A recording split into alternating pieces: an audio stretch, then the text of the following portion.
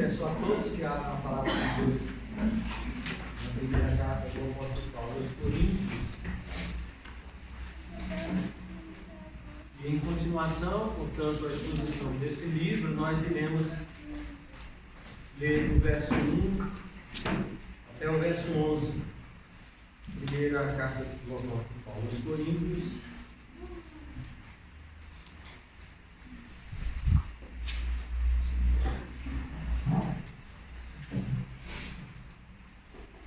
Capítulo 6, de 1 ao 11.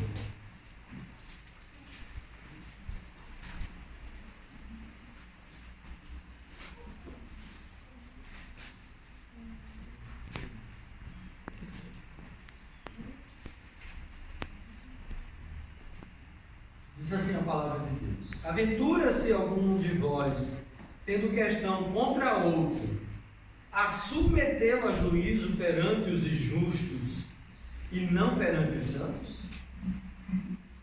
Ou não sabeis que os santos hão de julgar o mundo? Ora, se o mundo deverá ser julgado por vós, sois acaso indignos de julgar as coisas mínimas? Não sabeis que havemos de julgar os próprios anjos? Quanto mais as coisas desta vida. Entretanto, vós, quando tendes a julgar negócios terrenos, constituís um tribunal daqueles que não têm nenhuma aceitação na igreja. Para a vergonha vos digo, não há, porventura, nem ao menos um sábio entre vós, que possa julgar no meio da irmandade? Mas irá um irmão a juízo contra outro irmão, e isto perante incrédulos. O só existir entre vós demanda já é completa a derrota para vós outros. Por que não sofreis antes a injustiça? Por que não sofreis antes o dano? Mas vós mesmos fazeis a injustiça e fazeis o dano, e isto aos próprios irmãos. Ou não sabeis que os injustos não herdarão o reino de Deus? Não vos enganeis, nem impuros, nem idólatras, nem adúlteros, nem efeminados, nem sodomitas, nem ladrões, nem avarentos, nem bêbados, nem maldizentes, nem roubadores herdarão o reino de Deus. Tais fostes alguns de vós, mas vós vos lavastes, mas fostes santificados, mas fostes justificados em o nome do Senhor Jesus Cristo e no Espírito do nosso Deus. Até aí a palavra de Deus. Oremos. Damos graças porque podemos ler a Tua palavra e já perceber aquilo que o Senhor nos ordena nela. E pelo Teu Espírito o Senhor nos capacitou para que possamos atender, Senhor.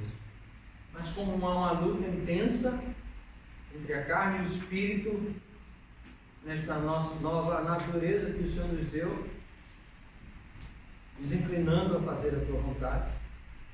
No entanto, por ainda haver, Senhor, esta velha carne, o velho homem, que de vez em quando quer se levantar e se opor àquilo que o Senhor realizou em nós, nós precisamos do Teu auxílio. E pedimos a iluminação do Teu Espírito para a compreensão da Tua palavra, e não somente compreendê-la no nosso intelecto, mas que ela, assim como Lídia, penetre num coração aberto por Ti mesmo, encontre guarida e obedeça à Tua voz. Opera em nós pelo Teu Espírito e por Tua palavra, nós oramos em nome de Jesus. Os irmãos devem lembrar que no capítulo número 5, o apóstolo Paulo ele já começa a tratar de um dos outros problemas da igreja de Corinto. O primeiro deles nós vimos do capítulo 1 até o capítulo 4, o apóstolo Paulo tratou a respeito das divisões que havia em torno de personalidades. Ele encerra então, no capítulo 4, essa questão da honra exagerada, do prestígio que tinham as personalidades em detrimento do próprio Senhor. No capítulo 5, nós vimos, ele já começa a tratar de um outro problema, o problema da imoralidade. Os irmãos devem lembrar que havia no meio deles um irmão batizado e que participava da ceia do Senhor com toda a convicção. No entanto, ele mantinha uma relação com a madrasta dele, coisa que para os judeus era um absurdo. E Paulo disse que não só para os judeus era um absurdo, entre os próprios gentios era uma coisa intolerável. Mas o problema ainda maior do que era ver este homem como membro da igreja comungante ter relação com a própria madrasta era o fato da igreja do Senhor Jesus Cristo não disciplinar aquele irmão. Na verdade, não expulsá-lo da igreja, não excomungá-lo da igreja.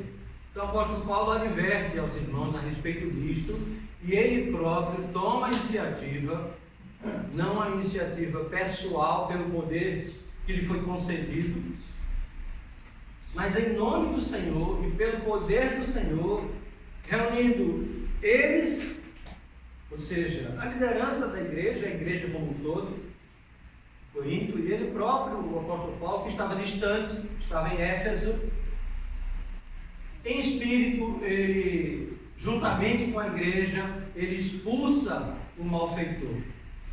Ele chega a dizer que entrega a Satanás, para que ele venha a ser salvo, obviamente, caso ele viesse a se arrepender, o que provavelmente ocorreu com aquele irmão que, enquanto expulso, não deveria ser tratado como irmão, mas como um gentio, um publicano, como o próprio Senhor Jesus Cristo instruiu. Logo em seguida, ele nos lembra de duas festas: a festa da Páscoa e a festa dos pães asmos. Ele faz isso ao dizer anteriormente que o orgulho daquela igreja, no fato de tolerar aquele pecado, não tinha qualquer cabimento. Não é boa a vossa jactância. Verso 6 do capítulo 5. Logo em seguida, ele dá como ilustração o fermento, que era colocado fora das casas do povo de Israel, inclusive fora da própria região, pois ele representava a impureza e a contaminação do pecado entre o povo, preparando então aquele povo para que pudesse ser liberto do Egito. Ele fala da Páscoa porque a Páscoa era uma festa na qual já projetava aquilo que viria a ocorrer quando o Messias de fato viesse. O João Batista o chama de Cordeiro de Deus, que tira o pecado do mundo e de fato fosse imolado e tirasse o pecado. Paulo com isso quer dizer: vocês já foram purificados dos vossos pecados, vocês já são nova humanidade em Cristo, vocês portanto devem proceder como uma nova humanidade, não com o velho fermento, mas com o fermento dos pães asmos, ou seja, sem fermento, com o fermento da sinceridade e da verdade, ou sem o fermento propriamente dito, mas com a sinceridade e a verdade. Vocês já podem caminhar em santidade de vida, pois vocês já foram justificados. Andem como santificados a partir deste momento. Então, dessa forma, o apóstolo Paulo encerra essa questão da censura eclesiástica sobre este caso grave ocorrido na igreja. No capítulo 6, ele vai tratar de uma questão similar, ou seja, no sentido de que era também um problema de disciplina eclesiástica. Uma necessidade de censura da parte do apóstolo Paulo sobre um outro fato aqui ocorrido.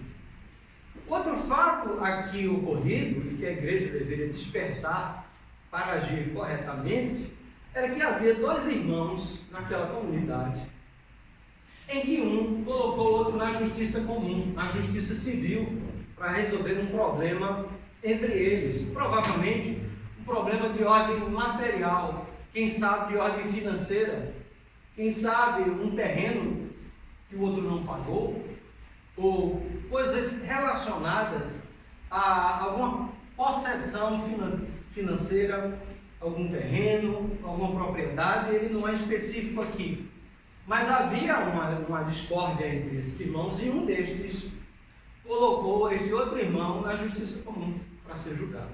A igreja tinha conhecimento a respeito desse problema, não é? Mas a igreja, pelo contrário, ao invés de tratar daquela questão, a igreja simplesmente desprezou aquilo como se não fosse nada demais e, de certa forma, também aprovou essa postura destes dois irmãos que estavam em conflito, em atrito entre eles. Muito bem, antes de entrar propriamente no texto que acabamos de ler, é importante que nós tenhamos uma percepção do contexto da época dos gregos e dos romanos. Os gregos, em especial, eles não eram somente afetos a ouvir discursos eloquentes em praças públicas, como, por exemplo, no Areópago, onde o apóstolo Paulo esteve, e onde pôde ir lá pregar, anunciar o Evangelho. Como vocês sabem, eles adoravam ouvir palestras, ouvir as vãs filosofias proclamadas por seus poetas, por seus filósofos. Era o que eles sentiam prazer, mas eles também tinham outro tipo de entretenimento, é de ir para os tribunais, ouvir os discursos eloquentes de defesa ou de acusação entre partes. Era o prazer dele. Ao invés de, como hoje, nós irmos a um estádio de futebol, o prazer deles, o entretenimento deles, era ou ouvir os filósofos, ou ir para o tribunal ouvir os discursos eloquentes entre os advogados, entre as partes. Eles adoravam isso. E certamente isto, ao se converterem, não saiu deles, permaneceu com todos nós, né? Certos vícios permanecem e precisariam ser tratados. Então, esse era o grande problema, ou um dos grandes problemas dos coríntios, dentro dessa cultura greco-romana. Os irmãos terem uma ideia, por exemplo, em Atenas, quando havia um litígio, uma disputa, o que é que eles faziam? A parte ofendida e o ofensor, cada uma contratava uma espécie de um advogado, um árbitro, para defendê-lo. E ambas as partes, em comum acordo, escolhiam mais uma terceira pessoa, um terceiro advogado, digamos assim, um terceiro árbitro isento, né? Imparcial, ou parcial, né? que pudesse decidir esta causa. Havia também uma outra maneira, quando essa situação não se resolvia, havia um grupo de 40 juízes, onde eles poderiam colocar a causa para ser decidida. E nisso participava muita gente. Se não fosse resolvido, ainda havia outra possibilidade. Havia cerca de 201 homens na faixa etária de 60 anos de idade. E esses 201 eram convocados para julgar aquela causa civil, aquele conflito que havia entre essas duas partes. E todo mundo participava assistindo daquela disputa judiciária. Se não desse resultado, ainda havia um jurado com 401 júris que podia também resolver aquela causa e assim resolver aquela questão. E todos participavam e opinavam a respeito desta situação. Há relatos de cerca de 1.000 juízes e há relatos de cerca de 6.000 juízes a julgar determinadas causas civis entre os gregos, entre os romanos. Então observe que era uma situação muito complicada, mas que fazia parte daquela cultura. Os coríntios crentes certamente ainda tinham isso na veia. e queriam experimentar ainda um pouco dessa cultura de litígio entre duas partes, por causas civis, que achavam eles poderiam ser tratadas dessa mesma maneira. Essa, portanto, era a cultura deles, isso que está aqui, de certa forma, por trás. Especificamente na cidade de Corinto, embora isso fosse uma cidade um pouco mais distante, havia um pouco disso. Disse, portanto, é sabido que na própria cidade havia vários tribunais espalhados pelas praças, onde esse tipo de disputa se fazia presente. Eles colocavam um intermediário entre as partes. Mas todos, que como era um julgamento público, de certa forma participavam e opinavam. E haviam 2 juízes que eram escolhidos ao ano para julgar estas causas. Só que normalmente estes recebiam suborno. E normalmente as decisões eram decisões políticas. Eles não primavam pela verdade, mas já estavam corrompidos para tomar decisões sérias. Certamente não tomavam, a depender de quem tivesse um maior poder político ou uma maior aquisição material, a sua causa facilmente poderia ser ganha, não em virtude da verdade, mas em virtude desta corrupção. Os irmãos podem já perceber que isso não é novo, né? Na nossa cultura, lá num país distante desse país também. Infelizmente, isso permanece no nosso meio, no meio da nossa cultura. Pois era isto que estava aqui em causa. E foi isso que os coríntios fizeram.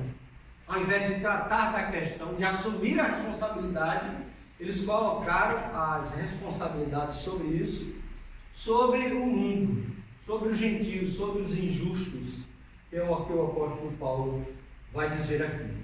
Então, tendo esse contexto histórico, creio eu que ficará mais fácil compreendermos o texto que acabamos de ler. Portanto, voltemos a ele, vejamos o versículo de número 1 desse capítulo 1, do capítulo 6, do qual o apóstolo Paulo diz o seguinte: aventura-se algum de vós, tendo questão contra outro, ou seja, haviam 2. Um tinha algo contra o outro. A submetê-lo, a este outro, a juízo perante os injustos e não perante os santos, é a primeira indagação que o apóstolo faz, nos apresentando o problema entre esses irmãos. O verso 2 e o verso 3 nós veremos já, mas ele vai apresentar a razão desta indagação retórica. E, de certa forma, um puxão de orelha sobre aqueles irmãos, sobre aquela igreja. Quando ele diz aventura-se, pelo menos na minha versão, é essa expressão que ele vai utilizar, é como quem diz assim: vocês arriscam colocar a vida de um irmão, ou no caso de ambos, nas mãos de pecadores não regenerados, injustos, para julgar uma causa que é nossa, da nossa comunidade, dos santos de Deus, da igreja do Deus vivo e verdadeiro. Vocês vão colocar esta causa, vão correr o risco de colocar esta causa no meio dos de fora? É isso que ele quer dizer quando ele diz aventura-se. Você quer expor os próprios irmãos ao perigo? É como quem diz: vocês fazem isso com os seus vossos próprios filhos? Vocês, ao invés de assumirem a responsabilidade de educá-lo, de nutri-lo, de orientá-lo, você coloca sobre os outros, ainda mais sobre os ímpios. É isso que vocês fazem com os irmãos da própria igreja, que tem questão um contra o outro. Vocês não assumem essa responsabilidade, submetendo a juízo perante os injustos e não perante os santos. Então Paulo faz uma distinção muito clara entre injustos, que são os de fora, e os santos. Aqui especificamente, quando ele os chama de injustos, ele não está necessariamente, embora isto seja verdade, dizendo que eles são injustos na sua forma de julgamento, embora eles de fato sejam. Mas ele está querendo fazer uma distinção entre os de fora e os de dentro. Os de fora são chamados de injustos, os de dentro são chamados de santos. Era a forma comum com a qual os judeus lidavam com os de fora, os irmãos devem lembrar. O próprio Jesus chamava os de fora, que não eram da comunidade judaica, que não estavam debaixo do pacto feito com Israel, de pecadores e publicanos. Obviamente, Israel era composto de pessoas pecadoras, mas era uma maneira de designar aqueles que viviam costumeiramente no pecado. Não que eles não fossem, mas era uma forma de distingui-lo da comunidade de Israel, publicanos e pecadores. Entre os cristãos, a forma de designar aqueles que eram de fora era chamando-os de injustos, como faz o apóstolo Paulo aqui. Injustos e não perante os santos, ou seja, uma forma de designar aqueles que foram santificados pelo Espírito e que são tratados como igreja, como aqueles que estão debaixo do novo pacto, do pacto da aliança, como santos.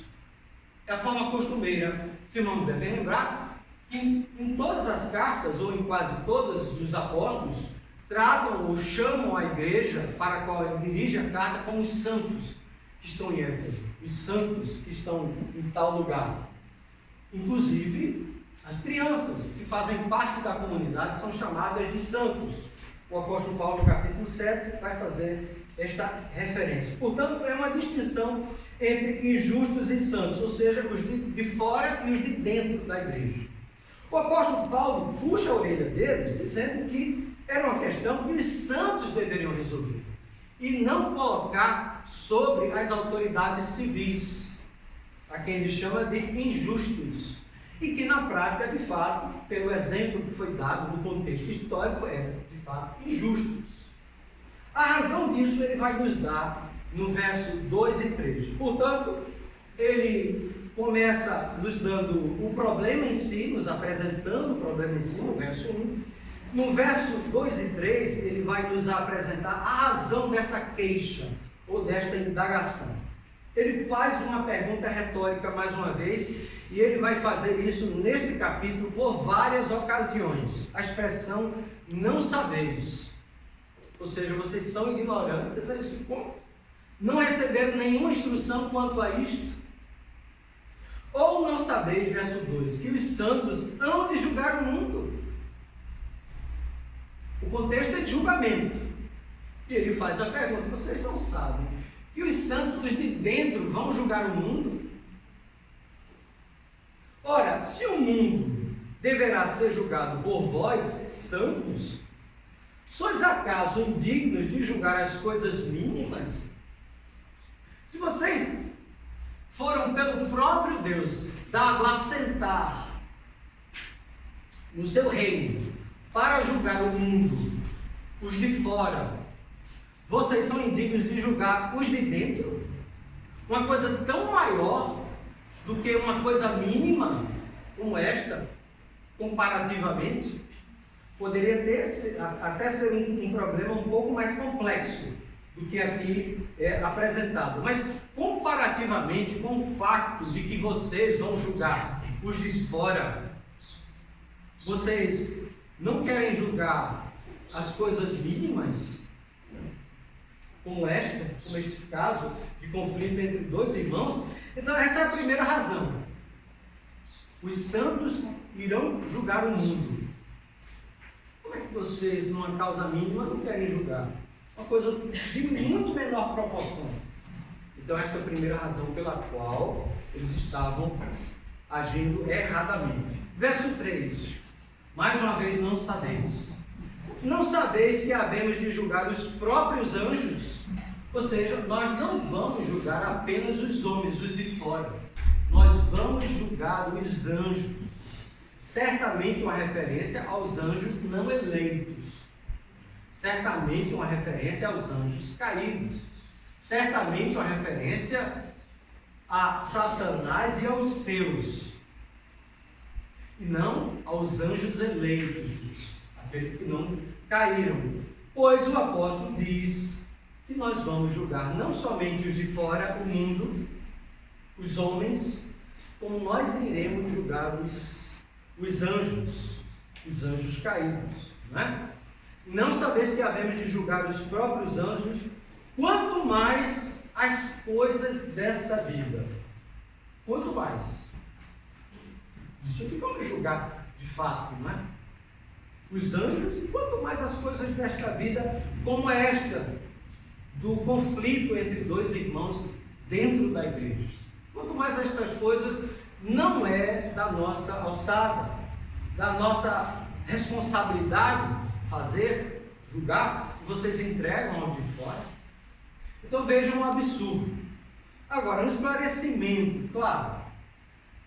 Nós não vamos individualmente, ou mesmo que coletivamente, fazer esse tipo de julgamento por nós mesmos. Nós já falamos sobre isso em escola dominical, eu lembro muito bem. Nós iremos fazer isso por meio de Cristo, o nosso irmão mais velho, o nosso cabeça, o nosso rei, o nosso Senhor, o nosso juiz. Ele é quem vai de fato julgar. Mas nós nos assentaremos quando do seu reino, do seu trono, estaremos em sua presença.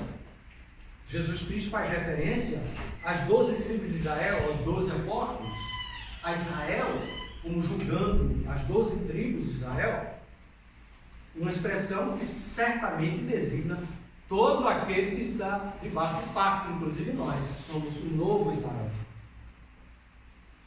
O apóstolo Paulo, portanto, no verso 4, ele faz um contraste. Observe: entretanto vós, quando tendes a julgar negócios terrenos, constituís um tribunal daqueles que não têm nenhuma aceitação na igreja. Os de fora não têm nenhuma aceitação na igreja. Eles chegam e eles não participam da ceia do Senhor. Eles chegam e não adoram o Deus vivo e verdadeiro enquanto não regenerados. Eles não participam da comunhão dos santos.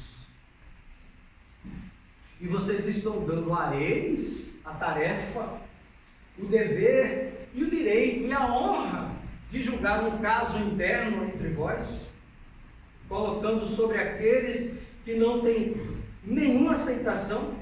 Quando ele diz: entretanto vós, quando tendes de julgar negócio terreno, constituís um tribunal daqueles que não têm nenhuma aceitação, ou seja, vocês colocam um mediador entre estes dois irmãos, injusto, e publicamente, para todos verem, esse é um grande problema. No verso 5 ele vai dizer aquilo que ele, no capítulo 4, os irmãos devem lembrar, o apóstolo Paulo vai dizer que não era para a vergonha deles que estava falando aquelas coisas, não é? Mas aqui ele vai ser claro, diz: olha, para a vergonha mesmo de vocês, é para vocês ficarem envergonhados que eu estou a dizer estas coisas. Isto é motivo de vergonha. Ele diz então, apresentando a solução neste caso, né? Para a vergonha vos digo, não há porventura nenhum, nem ao menos um sábio entre vós, que possa julgar no meio da irmandade, que possa fazer a mediação entre um e outro, coisa que eles fizeram, colocando o mediador do mundo. Vocês não têm um sábio. Vocês que dizem ser cheios de sabedoria, não é o que a gente viu nos 4 primeiros capítulos, eles eram ensoberbecidos por acharem muito sábios, por acharem muito cheios do Espírito, por acharem muito capacitados, nobres de nascimento, não é? Eles se achavam tudo isso. cheio dos dons, vocês profetizam, vocês falam em línguas, vocês curam. E de que é que serve esses dons? De absolutamente nada. O que vocês precisam, de fato, na realidade, é de um homem sábio, pelo menos um. E não há, e é uma certa ironia, entre vós, nenhum sábio que possa colocar entre esses irmãos da Irmandade para julgar essa questão. Vocês têm que colocar diante de mim. Essa é a primeira solução. Então, ter alguém sábio na igreja que possa resolver a questão dentro da Irmandade. É a primeira solução para o problema aqui referido. Mas irá um irmão a juízo contra o outro irmão, e isto perante incrédulos. Ele usa agora o termo incrédulos. Outrora, injustos. Agora ele usa o termo incrédulos. Condenando esse tipo de postura, de colocar entre eles um incrédulo para decidir essa questão. Não tem um sábio entre eles. Será que não havia? Então o apóstolo Paulo, ele quer com isso dar a solução. É que a causa fosse resolvida na própria igreja e que houvesse, no mínimo, não é, um sábio entre eles para decidir essa causa. E que era uma causa mínima. Essa é a primeira solução que o apóstolo Paulo apresenta. A partir do verso 7, ele vai apresentar uma segunda solução. Né? A primeira é ter um sábio para haver uma conciliação, haver um arrependimento de um, enfim, para a situação fosse resolvida. A segunda diz respeito a sofrer o prejuízo. E isso ninguém quer, né? Sofrer o dano. Quem que quer sofrer o dano? Não, eu prefiro sofrer o dano ao envergonhar o nome de Cristo diante dos outros. Eu prefiro ficar no prejuízo a não desonrar o nome dos irmãos da igreja. Porque imagina, perante esse tribunal em praça pública, vocês não são os tais seguidores de Cristo? Vocês não são daquela igreja ali, dos santos? Vocês não são uma nova humanidade em Cristo? Vocês não são aquele povo que ama uns aos outros, como o Messias de vocês amou? Que coisa linda! E a praça cheia, né? Porque eles iam como quem ia para um estádio de futebol e vendo aquela cena entre dois membros da igreja de Corinto, sendo julgado por uma bobagem, disputando lá entre eles. Então, essa é por essa motivação que nós não devemos, ou devemos sofrer o prejuízo. Porque o mais importante é o nome do Senhor. O mais importante é a honra da igreja. Questões que podem ser resolvidas internamente, não é uma questão pública. Agora, eu preciso esclarecer desde já que o apóstolo Paulo, na carta aos Romanos, o apóstolo Pedro também na sua primeira carta, vai falar que as autoridades civis foram constituídas pelo próprio Deus. Então aqui é uma questão de crime, não é uma questão de crime entre um e outro. Então, por exemplo, se há no nosso meio, se vier a ocorrer no nosso meio, vamos supor, algum homem que bata em sua esposa, que a fira, que a ofenda, que a maltrate, a ponto de colocá-la sob risco de morte, obviamente, a primeira coisa que a liderança da igreja deve fazer, antes deve estar sendo tratado, se souber, mas se chegar numa situação tal, é ligar para a polícia, para a PSE. É ligar e botar esse camarada na cadeia, preso. Não vamos resolver entre nós. Não é o caso aqui. Há situações em que as autoridades constituídas pelo próprio Deus, questões que envolvem crime, sejam denunciados e presos e afastados. Obviamente, primeiramente, a igreja vai fazer o quê com este sujeito? Vai excomungá-lo. Ele passa a ser o quê como ele é excomungado? Injusto, incrédulo. Ele não é mais tratado como irmão. Então deixa de ser um caso entre dois irmãos. Porque ele é excomungado pela igreja. Ele é expulso da igreja. E aí vai ser tratado, sim, pelas autoridades civis. Se trata de um crime. Diferentemente do contexto que nos é aqui apresentado. Então que fique isso muito claro para os irmãos. Por isso que ele diz no verso 7, o só existir entre vós demandas, ou seja, uma causa que demanda um julgamento, já é completa derrota para vós outros. O fato de haver entre vós demandas a ponto de levarem para o público externo, isso já é uma derrota. Vocês, mesmo que um venha a ganhar a causa ou outro, não interessa, vocês já estão derrotados antes mesmo de se apresentarem ao tribunal para serem julgados. Vocês já vão derrotados, pode ter certeza disso, porque é uma desonra para o nome de Deus. Por que não sofreis antes a injustiça? É a solução, sofrer a injustiça. Por que não sofreis antes o dano? Por que não ficar no prejuízo? Você foi prejudicado. É verdade. Isso está correto. Fica no prejuízo. Muito melhor do que desonrar o nome de Cristo e o nome dos irmãos. Colocá-lo diante dessa situação vexatória, desse vexame.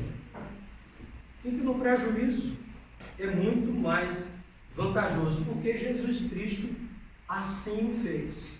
Porque Jesus Cristo assim nos ensina. Ele ensina, inclusive, com o próprio inimigo. O próprio inimigo. Se ele te pede a capa, o que é que você faz? Você dá outra para ele, não é? Você fica no prejuízo. É o que a palavra de Deus nos diz lá em Mateus. Eu, porém, vos digo, não resistais ao perverso, mas a qualquer que te ferir na face, volta-te também a outra, disse Jesus. Mateus 5. Ao que quer demandar contigo, observe a palavra demanda, e tirar-te a túnica, deixa-lhe também a capa. Se alguém te obrigar a andar 1 milha, vai com ele 2. Quanto mais na Irmandade. Quanto mais na Irmandade do Senhor Jesus. Então, essa é a segunda solução apresentada pelo apóstolo Paulo. A primeira é que houvesse um julgamento com sabedoria entre eles. E a segunda é que, caso houvesse perda por parte de um, era preferível do que expor ao escárnio público, diz o apóstolo. E assim, nos versos finais, 8 e 9, versículo 8 em diante, não é? Aliás, o versículo 8, ele vai mostrar a gravidade, e do versículo 9 ao 11, ele vai mostrar as consequências de tudo isso.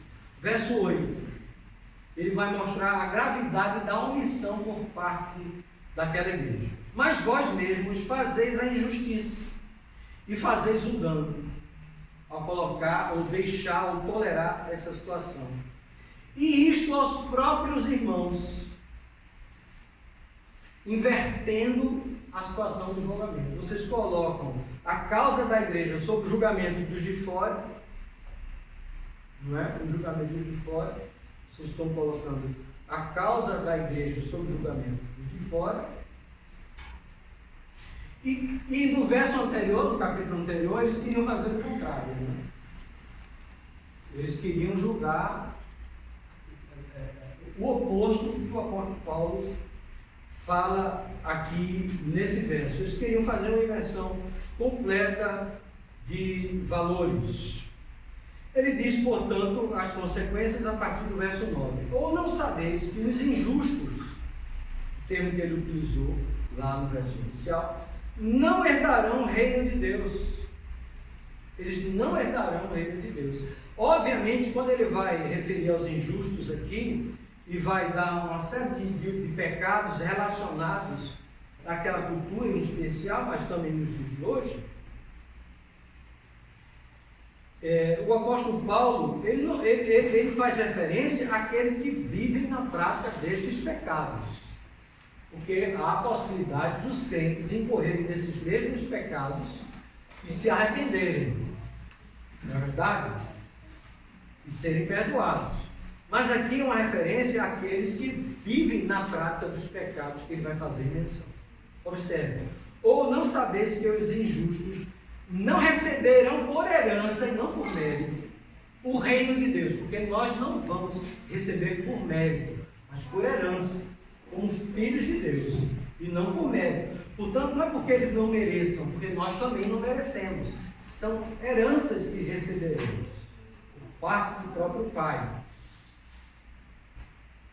Não vos enganeis, não acho que vocês estão assim na boa, permanecendo no pecado, não tratando das questões que devem ser tratadas na igreja. Não se enganem, não vos enganeis, nem puros, e aqui essa palavra abrange todos os pecados sexuais, nem idólatras, talvez em referência à imoralidade do culto pagão da época, que envolvia também relações sexuais, na própria idolatria deles, nem adúlteros, aqueles que violam o leito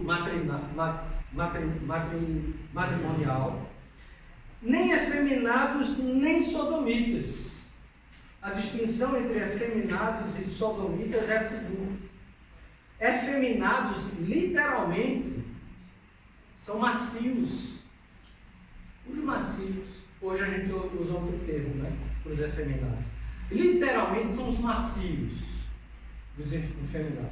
Uma referência àqueles homossexuais que lidam com o parceiro ou com a parceira de forma passiva, não é? Fazem o papel, no caso do homem, da mulher. Esses são aqueles que são efeminados. E a Bíblia não somente condena a prática disso, mas o vestir-se como mulher, um homem vestir-se como mulher, fazer-se como mulher. O contrário também é verdadeiro, não é? São estes que vivem na prática destes pecados, que não receberão por herança o reino de Deus. E os sodomitas, aqui é o homossexual ativo, diferentemente do efeminado. Estes que vivem na prática destes pecados e que não vêm a se arrepender, e cuja vida é caracterizada por estes pecados de imoralidade aqui apresentados, não herdarão o reino de Deus. A Bíblia é dura com relação a isso. Mas a lista não acaba, ela continua. Nem ladrões, os irmãos conhecem muito bem, nem avarentos. Então não são somente estes pecados tão perceptíveis, né? Mas pode haver no nosso meio pessoas, por exemplo, avarentas, mentirosas, ele não vai fazer referência direta aqui, bêbados. Os irmãos devem lembrar que na ceia do Senhor, ele vai tratar disso no capítulo 11, havia quem se embriagasse na ceia do Senhor. Obviamente, ele se embriagava porque era vinho, que era servido, né? Na ceia do Senhor era o suco de uva, era vinho. Então, entre eles próprios, e o apóstolo Paulo aqui, com essa menção dessa lista, ele vai tratar não somente daquilo que ele acabara de mencionar, desse conflito entre esses dois irmãos, mas tudo que ele vem falando até o presente momento. E tudo que ele vai passar a mencionar a partir de então. Maldizentes, pessoas verbalmente abusivas contra o outro. Roubadores, nenhum desses herdarão o reino de Deus, diz o apóstolo Paulo. Nenhum destes que vivem na prática destes pecados e de outros mais, aqui numa lista completa, herdarão o reino de Deus. Assim ele encerra com uma coisa maravilhosa, com o santo evangelho aqui apresentado. Observe o verso de número 11. Ele vai dizer que eles foram assim. Tais fostes alguns de vós, obviamente nem todos dessa lista aqui mencionada, porque ele não menciona todos os pecados, mas assim tais fostes alguns de vós. Agora vem o mais, a adversativa mais, né? Que maravilha. Mas vós vos lavastes, ou fostes lavados pelo sangue do Cordeiro, que é o único que pode nos lavar, nos purificar de todo o pecado. Não foi uma coisa deles próprios, mas que foi realizada em favor deles. Portanto, eles devem viver assim, como de fato são. Vós vos lavastes, mas fostes santificados pela obra do Espírito Santo, separados para viverem para Deus. Outro mais, mas fostes justificados, ou seja, a justiça de Cristo foi aplicada sobre a vida deles. Eles são considerados como justos diante de Deus em virtude daquilo que o Senhor Jesus fez. E João Calvino vai dizer que essas três palavras aqui, elas na verdade representam uma coisa só. Porque ele vai dizer aqui, em nome do Senhor Jesus Cristo e no Espírito de nosso Deus. Tudo isto que foi realizado em vosso favor, foi realizado por meio de Jesus Cristo, no nome dele, pela pessoa dele e no Espírito do nosso Deus. Mostra o poder de Deus. O grande milagre de Deus é aqui apresentado. Não é profecia, não é língua, não é sonho, não é cura. É o grande milagre de transformação de vidas. E observem, para nós são pecados cabeludos, né? Escandalosos, porque ficam mais em evidência. Mas se Jesus Cristo, se o próprio Espírito de Deus, o próprio Deus, com seu poder, foi capaz de transformar alguns desses homens que viviam nesta prática, ele pode fazer isso conosco, ele pode fazer isso com os nossos familiares, ele pode fazer isso com os nossos amigos, os nossos vizinhos. Ele é poderoso para fazer isso. E isso é feito única e exclusivamente no nome do Senhor Jesus Cristo. E no Espírito do nosso Deus. O Espírito que é santo. Somente. Portanto, nós como igreja, irmãos, devemos sempre estar atentos uns com os outros, admoestando uns aos outros, orientando, chamando a atenção, para o bem da própria igreja. Para que não venha a coisa a se tornar cada vez mais difícil. E os homens, especialmente os homens que estão a ser preparados para ocupar a liderança da igreja, né? Quando a igreja de fato se tornar eclesiasticamente igreja, independente, autônoma, com a liderança, com o pastor, nós precisamos desde já estar atentos. Não temos que esperar, não temos que esperar. Primeiro nos vigiando, né, a nós mesmos, que todos nós estamos sujeitos a tudo isso. E depois, por amor ao irmão, não levá-lo a uma situação vexatória, pública. Né? É a nossa responsabilidade enquanto igreja, não é dos outros. E uma aplicação assim mais abrangente, como pais para com os nossos filhos, é nossa responsabilidade. Não entreguemos aos de fora, muito menos, né? É nossa responsabilidade. Então, que Deus, com esta palavra, possa, de fato, pelo seu Espírito, ter nos instruído a vivermos assim e amarmos, de fato, uns aos outros, até em prejuízo nosso próprio, para que não venhamos a envergonhar a própria igreja e o próprio nome do Senhor Jesus Cristo. Que Deus, então, assim, tenha misericórdia de nós.